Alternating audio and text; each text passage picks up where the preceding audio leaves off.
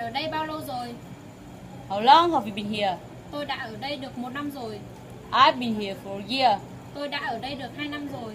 I've been here for 2 years. Tôi đã ở đây được 3 năm rồi. I've been here for 3 years. Tôi đã ở đây được 4 năm rồi. I've been here for 4 years. Tôi đã ở đây được 5 năm rồi. I've been here for 5 years. Tôi đã ở đây được 6 năm rồi. I've been here for 6 years. Tôi đã ở đây được 7 năm rồi. I've been here for 7 years. Tôi đã ở đây được nhiều năm rồi. I've been here for many years. Vậy bạn đã ở đây được 1 năm rồi có phải không? So you've been here for a year, haven't you?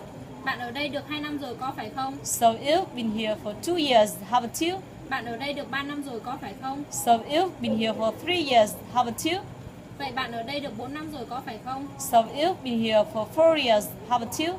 Vậy bạn ở đây được 5 năm rồi có phải không? So you've been here for 5 years, haven't you? Vậy bạn ở đây được 6 năm rồi có phải không? So you've been here for 6 years, haven't you? Vậy bạn ở đây được 7 năm rồi có phải không? So you've been here for 7 years, haven't you? Vậy bạn ở đây được nhiều năm rồi có phải không? So you've been here for many years, haven't you? Bạn đến từ đâu? Where you come from? Tôi đến từ tỉnh Phú Thọ. I come from Phú Thọ province. Tôi đến từ thành phố Bắc Ninh. I come from Bắc Ninh city. Vậy bạn đến từ tỉnh Phú Thọ có phải không? So you come from Phú Thọ province, don't you? Vậy bạn đến từ thành phố Bắc Ninh có phải không? So you come from Bắc Ninh city, don't you? Bạn có nhớ nhà không? Do you miss your family? Vâng, tôi nhớ họ rất nhiều. Yes, I do. I miss them very much. Có nhưng không nhiều lắm. No, yes, but not very much. Không, tôi không hề nhớ chút nào. No, not at all. Bạn có thường xuyên về thăm gia đình của bạn không? How often do you visit your family? Từ đây về nhà bạn bao xa? How far is it from here to your house?